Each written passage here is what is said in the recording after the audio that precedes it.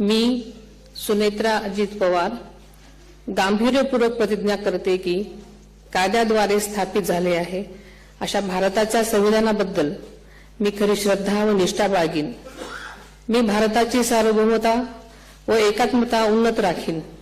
मी महाराष्ट्र राज्याची उपमुख्यमंत्री म्हणून माझी कामे निष्ठापूर्वक व सद्विवेक बुद्धीने पार पाडेन आणि संविधान व कायदा यानुसार सर्व तऱ्हेच्या लोकांना मी गांभीर्यपणे व निपक्षपातीपणे तसेच कोणाच्याही विषयी ममत्वभाव किंवा आकस न बाळगता न्याय वागणूक देईन।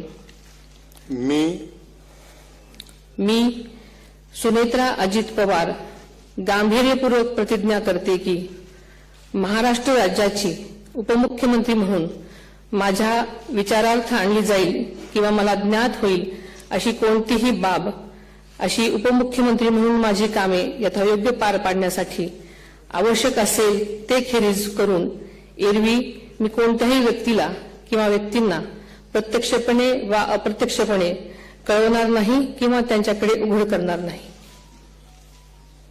धन्यवाद।